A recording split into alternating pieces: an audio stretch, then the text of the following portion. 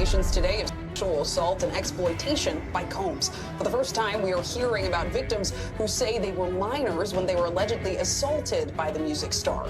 The youngest allegedly just 9 years old. The complaint alleges in part that defendant Combs and another defendant committed a, quote, violation of New York City Victims of Gender-Motivated Violence Protection Act by viciously and violently. Wherever he is, his resolve is the same. He believes he's innocent. I believe he's innocent. And we're going to fight this case with all of our might until we don't have to fight any longer. Some of the hardest parts of this pain are the shame and the guilt I have experienced that plays a negative part in my day-to-day ability. How was one man able to get away with abuse for so long without getting caught? Was it his wealth, his power? Who else knew about what was going on and chose to stay silent? A magnifying glass was placed on all of the celebrities and staff who had associated closely with P. Diddy over the years as people began to question just how innocent they could have been. Diddy was hanging out with all the hottest celebs. His lifestyle was nothing short of lavish, and with all of his fame and wealth, he became known for putting on some of the most extravagant parties for his celebrity friends. But once the main party had ended and the majority of the guests had gone home, this is allegedly where the more obscene activities would begin, better known as freak-off. I said, everybody, come on over to the house so y'all get to know me. Let me invite some of my friends from Harlem, from 145th Street. Let me mix y'all together so y'all know you ain't got nothing to be afraid of. I don't know, I'm excited to see what's inside. I don't know what's gonna happen. During these freak-offs, another side of P. Diddy would come out, and it was only a matter of time before the true P. Diddy was exposed for the world to see. P. Diddy lived in the most expensive street of Beverly Hills. His mansion had high fences allowing celebrities to hide from prying eyes.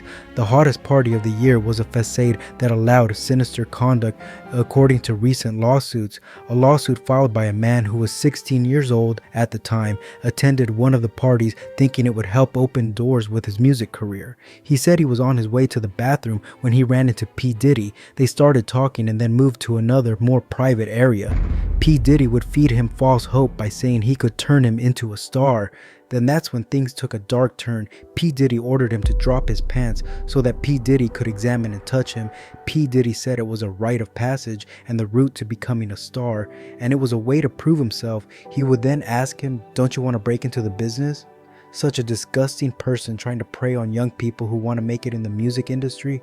People say that's what might have happened with Justin Bieber when a couple of old YouTube videos featuring a 15-year-old Justin Bieber were making the rounds on the internet in light of P. Diddy's allegations. Originally posted in November of 2009, right as Justin was becoming a global superstar, the 2-minute video generated headlines mainly due to it being such an uncomfortable watch.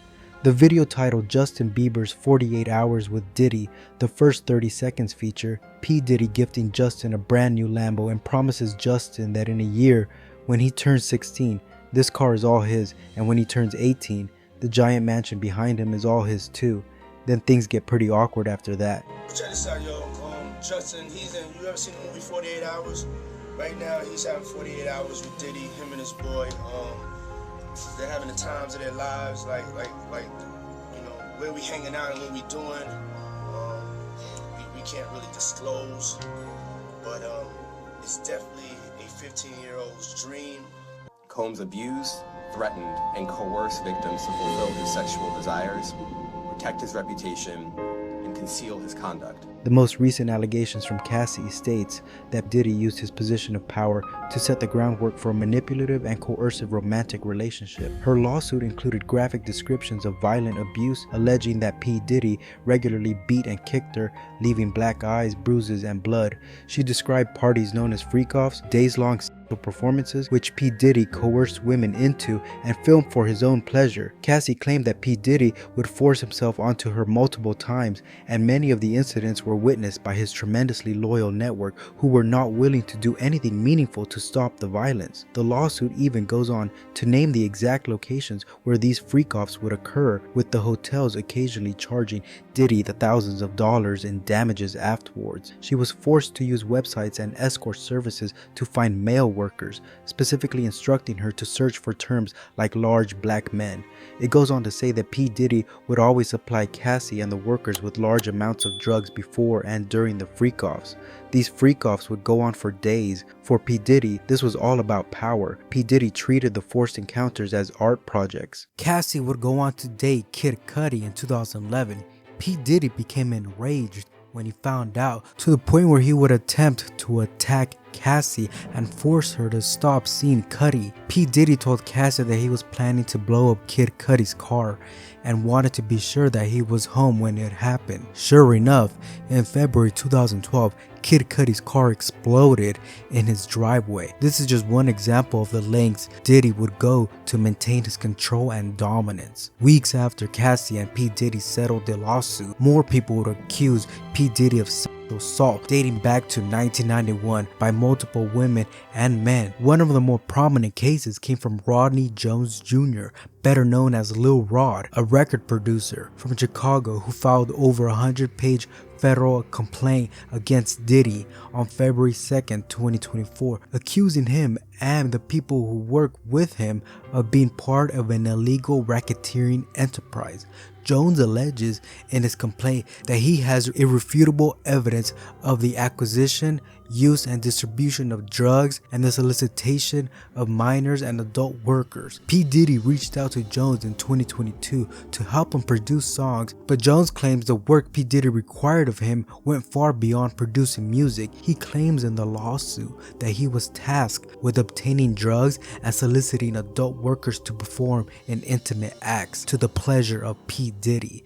Jones alleges that P. Diddy also required him to tape these intimate acts and that Diddy would often threaten to inflict bodily harm on him if he did not comply with his demands. Jones alleges in his complaint that P. Diddy kept specific bottles of alcohol for females on hand, and according to Mr. Jones, P. Diddy forced all the women to drink liquor that was laced with drugs. He also accuses P. Diddy of intimate harassment and assault for allegedly grabbing him without his consent and forcing him to work while P. Diddy paraded around naked. He also alleges that P. Diddy once left him alone in a studio on a yacht with Cuba Gooding Jr., who he said began touching and groping and fondling his upper thigh near his groin. He said Cuba Gooding did not stop until he forcibly pushed him away. P. Diddy's son is also being accused of intimate assault, battery, and intentional infliction of emotional distress, among other allegations. The 31-page lawsuit brought by Grace O'Marcaigh claims that she was assaulted while working as a yacht deck hand for the family during Christmas break in 2022. She is also asking that P. Diddy be held liable for his son's actions for charting the yacht, assuming responsibility for his guests throughout the Caribbean trip. She alleges that there was a constant rotation of suspected adult workers and other A-list celebrities such as French Montana and actor Cuba Gooding Jr. on the yacht. She alleges adult workers were sprawled out unconscious throughout the yacht, and it was difficult to distinguish which bottles of alcohol were laced with drugs and which bottles were not. In the early mornings of December 28, 2022, a heavily intoxicated Christian Combs physically assaulted her, according to her complaint. She alleges that Christian blocked her from leaving. He then took off all of his clothes and tried to force her to perform oral pleasure on him. O'Marcaigh is suing Diddy, blaming him for fostering an environment of debauchery filled with suspected adult workers. On December 2nd in 2023, an anonymous lawsuit was filed against P. Diddy.